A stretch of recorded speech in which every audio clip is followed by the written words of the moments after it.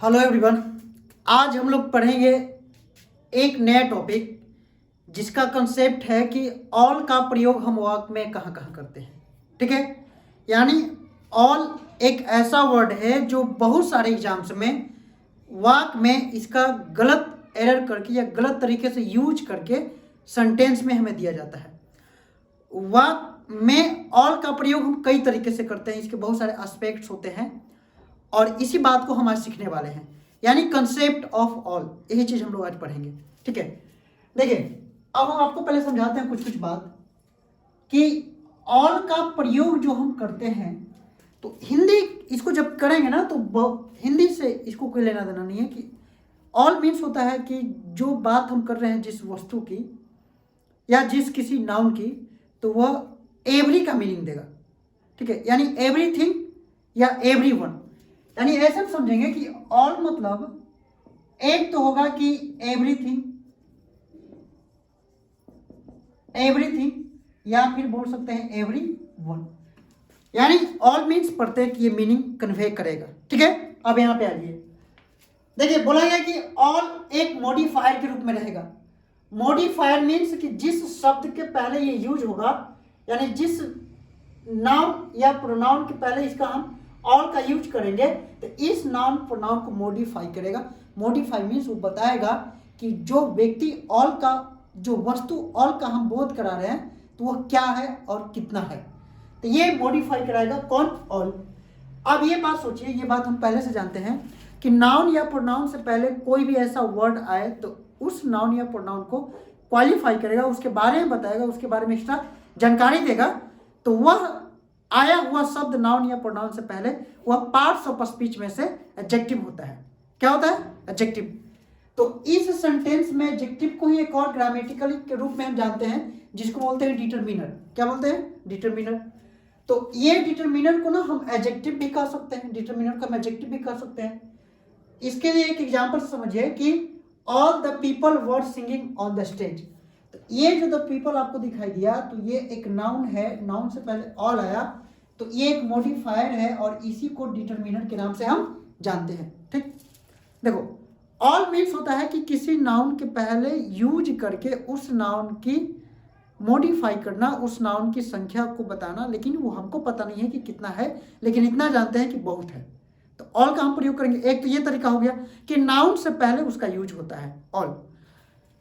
दूसरी चीज, अब डिपेंड करता है कि ये जो वर्ब का हम यूज किए हैं तो ये डिटरमिनर आया तो डिटरमिनर वाक्य का सब्जेक्ट नहीं बनता है, तो जो मेरा नाउन है यही सब्जेक्ट बनेगा। और ये सब्जेक्ट प्लुरल है तो वर्ब भी कैसा होना चाहिए? Plural verb. यानी ऑल डिसाइड नहीं करेगा कि मतलब वर्ब मेरे अनुसार है, क्योंकि ऑल के बाद अनकाउंटेबल नाउन और काउंटेबल नाउन दोनों का प्रयोग होता है। तो अगर अनकाउंटेबल नाउन का प्रयोग होगा तो उसके हिसाब से हम सिंगुलर वर्ब का प्रयोग करते हैं, और काउंटेबल नाउन का यूज होगा तो उसके हिसाब से हम प्लुरल वर्ब का प्रयोग करते हैं। तो all the people were singing on the stage, इसमें ये प्लुरल है तो हम प्लुरल वर्ब का प्रयोग कर दिए।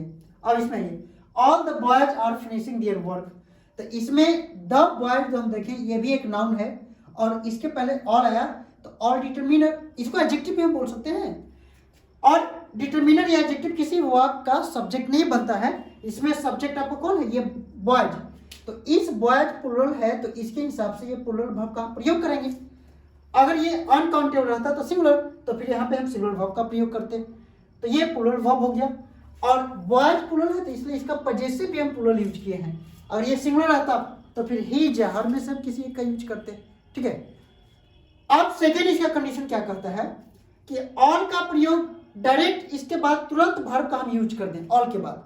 ठीक है, जैसे हम लोग बोलते हैं कि all are eating, all are coming, all are doing this work, तो इसमें क्या हुआ ना कि ऑल के बाद तुरंत हम वर्ब का प्रयोग कर दिए। तो अगर ऐसा सिचुएशन रहे कि ऑल के बाद तुरंत वर्ब आ जाए तो फिर इस ऑल को आपको क्या मानना पड़ेगा? प्रोनाउन। क्या मानना है? प्रोनाउन। और प्रोनाउन आपको पता है कि किसी भी सेंटेंस का सब्जेक्ट नाउन या प्रोनाउन ही होता है, तो ये प्रोनाउन मेरा सब्जेक्ट बन जाएगा। तो इसमें ये ऑल सब्जेक्ट है और इसमें ऑल एडजेक्टिव या डिटरमिनर इसको बोलिए। देखिए वर्ड एक ही है लेकिन सब जगह काम के हिसाब से इसको अलग अलग हमको बांटना पड़ता है। तो ऑल इसमें सब्जेक्ट है क्योंकि नाउन है, और ये ऑल प्लूरल को डिनोट कर रहा है क्योंकि इधर हम लिखे हुए हैं कि आने की बात, तो आने वाला कोई व्यक्ति आ सकता है, कोई जानवर आ सकता है, कोई पक्षी आ सकता है, तो उसको तो हम काउंट करेंगे। तो जब काउंट करेंगे तो ये प्लूरल वर्ब का प्रयोग कर दिए, क्योंकि अगर ऑल ऐसा बोलते ना कि ऑल आर सोल्ड। अब ये बात हो सकता है कि हम बेचने का काम क्या कर रहे हैं। अगर मान लो कि कॉपी हम बेच रहे हैं तो कॉपी तो हम गिन के बेचेंगे ना, तो वो प्लूरल होगा। लेकिन अगर बोलें कि ऑल आर सोल्ड और हम दूध बेच रहे थे तो दूध तो अनकाउंटेबल है, तो फिर उसके हिसाब से ऑल इज सोल्ड, फिर इज लगाना पड़ेगा, क्योंकि उस ऑल का प्रयोग एक नाउन के रेफरेंस में ही आप कर रहे हैं देखा जाए तो।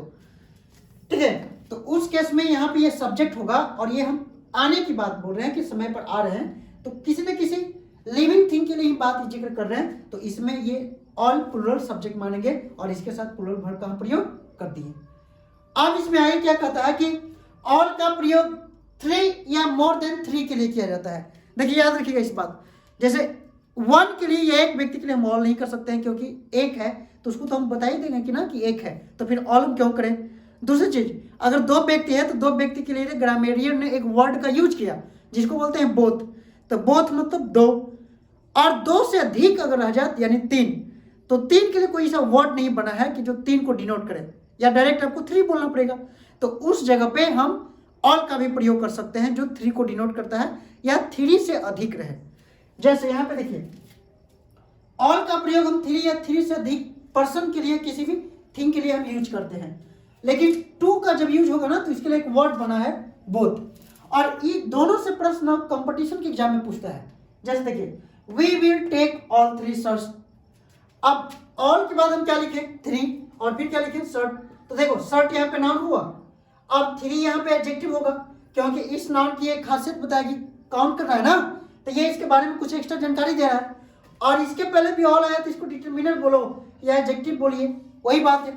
तो इसमें क्या हुआ कि ऑल 3 शर्ट्स, ये बिल्कुल सही है क्योंकि 3 का प्रयोग ऑल के सेंस में हम करते हैं, तब इसमें से किसी को हटाना नहीं है, क्योंकि अगर किसी को हटाएंगे ना तो मीनिंग वही निकलेगा कि तीनों शर्ट हमको पसंद था तो हम ले लिए या खरीद लिए। लेकिन ऑल बोलने से क्या हुआ ना कि मतलब इकट्ठा वो 3 वो जो शर्ट था ना वो सब ले लिए, ये मीनिंग निकला। अब नीचे लिखा हुआ है कि we will take all 2 shirts, तो इसमें 2 का प्रयोग किया ना, तो 2 के साथ फिर हम ऑल का प्रयोग नहीं कर सकते हैं, फिर आपको बोथ का प्रयोग करना है, यानी ऑल के साथ इस जगह इसमें हम बोथ का प्रयोग करेंगे। ठीक है, इतनी सी बात। देखिए ये बड़ा मतलब सिंपल चीज है, तो आप एकदम देहाती भाषा में इस चीज को समझिए कि ऑल का प्रयोग जब हम नाउन से पहले करते हैं तो वह एडजेक्टिव बनेगा, और ऑल का प्रयोग जब वर्ब से पहले करते हैं तो वह प्रोनाउन बनेगा, और ऑल का प्रयोग हम 2 से अधिक के लिए करते हैं। बस यही 3 कंसेप्ट अभी हम पढ़े हैं। ठीक है, अब इसे आप जितना भी एग्जाम्पल सोचिए समझिए, और जो आपके पास जो भी बुक है उसमें से जो क्वेश्चंस दिए गए हैं उसको बनाइए, सॉल्व कीजिए, और इस बात को सीखिए कि कैसे ये बात हम बताएं। ठीक है, और इसमें आइए, और बोला गया है कि कभी कभी प्रोनाउन के बाद भी ऑल का हम प्रयोग करते हैं। ठीक है, तो आप एक बात सीखे सुने होंगे कि जैसे एक सब्जेक्ट कॉम्प्लीमेंट होता है, तो सब्जेक्ट कॉम्प्लीमेंट जो सब्जेक्ट को पूरा करे, सब्जेक्ट के बारे में जो सब्जेक्ट को पूरा करे उसे सब्जेक्ट कॉम्प्लीमेंट कहते हैं। और एक होता है ऑब्जेक्ट कॉम्प्लीमेंट, जो ऑब्जेक्ट को पूरा करे वो ऑब्जेक्ट कॉम्प्लीमेंट। तो ये जब प्रोनाउन के बाद आएगा ना तो जाहिर सी बात है कि किसी भी वाक्य में ऑब्जेक्ट का काम नाउन या प्रोनाउन करता है, तो ये खुद ऑब्जेक्ट बन जाएगा, और ऑब्जेक्ट के बाद ऑल आएगा तो ऑब्जेक्ट का कंप्लीमेंट बनेगा, यानी ऑब्जेक्ट कंप्लीमेंट। एक ये भी होता है जो ऑब्जेक्ट को पूरा करे उसको ऑब्जेक्ट कंप्लीमेंट के रूप में हम जानते हैं। देखिए, she has invited you all. अब ऐसे बोल सकते हैं आप कि सर इसको पहले हम ना लिखते हैं ऑल को कि she has invited all you, तब नहीं कर सकते हैं, फिर ऑल ऑफ यू करना पड़ेगा। ठीक है, लेकिन यू ऑल कर रहे हैं ना, तो हम इसमें यह बताना चाह रहे हैं कि आप लोग जितने हैं ना उस सभी का जिक्र हो रहा है, ऑल इकट्ठे के जिक्र हो रहा है। तो ये एक यू प्रोनाउन है, ये एक यू प्रोनाउन है, और ये प्रोनाउन जो है ये इस ट्रांजिटिव वर्ब का ये ऑब्जेक्ट है, और ऑब्जेक्ट का ये ऑब्जेक्ट कंप्लीमेंट होता है, यानी ऑब्जेक्ट को पूरा कर रहा है। जैसे आना है आपको, लेकिन आप सभी मतलब पूरे इकट्ठा को हम वहां पे डिनोट कर दिए, तो उसमें इसमें जो ऑल है ये ऑब्जेक्ट कंप्लीमेंट कहलाएगा। ठीक है, इसमें आई गेव हिम ऑल, यानी मैंने किसी को ना सारा चीज दे दिया, ऑल दे दिया, तो ये इस गेव का ये ऑब्जेक्ट हुआ। लेकिन ये भी इसमें इस ऑब्जेक्ट कंप्लीमेंट नहीं बोलेंगे, क्यों? क्योंकि गेव यानी गिव डाई ट्रांजिटिव वर्ब है। देखिए बात को समझिए।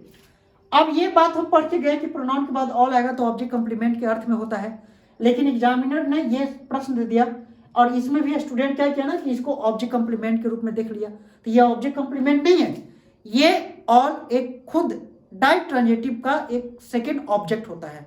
जैसे एक ऑब्जेक्ट ये हुआ और एक दूसरा ऑब्जेक्ट ये हुआ, ठीक है, क्योंकि एक तो हुआ कि हम उसको दिए तो व्हाट का रिप्लाई होगा ना, तो ऑल यानी सारी चीजें दिए, तो व्हाट का जो रिप्लाई होता है उसको डायरेक्ट ऑब्जेक्ट बोलते हैं। तो इसमें ये डायरेक्ट ऑब्जेक्ट है और इसमें ये इनडायरेक्ट ऑब्जेक्ट है, यानी इस डाई ट्रांजिटिव का ये दोनों ऑब्जेक्ट है, लेकिन ये डाई ट्रांजिटिव नहीं, ये मोनो ट्रांजिटिव है, तो मोनो ट्रांजिटिव का एक ही ऑब्जेक्ट होता है और इसमें यू है और ऑल को हम ऑब्जेक्ट कंप्लीमेंट कहते हैं। ठीक, देखिए इस बात को आप जितना सोचिएगा ना, मतलब कैसे कैसे होता है, एक बार ढंग से पढ़ लीजिए, ठीक है, फिर आपको दिक्कत नहीं होगी कि ऑल इतने सारे वेराइटी में काम करते हैं वाक्य में। और आइए देखिए, all students read a book, all of the students read a book, all the students read a book. देखिए सिर्फ इतना बात आपको ध्यान में देखना है कि सिर्फ ये बात हम कब कब लिख सकते हैं, ठीक है, इसमें ऑल स्टूडेंट्स, इसमें ऑल के बाद ऑफ, इसमें ऑल द स्टूडेंट्स लिखा हुआ है। देखिए जिसमें द लगाई पहले एकदम कंफर्म हो लीजिए कि वह स्टूडेंट डेफिनिट हो गया, क्योंकि द आर्टिकल का प्रयोग हम उसके लिए करते हैं, तो ये दोनों के दोनों सेंटेंस डेफिनिट है और ये इनडेफिनिट है, क्योंकि ऑल स्टूडेंट्स सारे के सारे कौन सारे हैं हमें नहीं पता है, लेकिन सारे, और ये दोनों डेफिनिट है। अच्छा और समझिए बात को, इसमें क्या कहानी है कि इसमें जो ऑल का प्रयोग किए हैं ये प्रोनाउन है, और ये दोनों में जो ऑल का प्रयोग हुआ है ये एडजेक्टिव है, ये भी एडजेक्टिव है, या इसको डिटरमिनर भी हम कर सकते हैं क्योंकि इसके बाद तुरंत नाउन आ गया, तो ये दोनों को दोनों एडजेक्टिव है और ये प्रोनाउन है। प्रोनाउन क्यों है?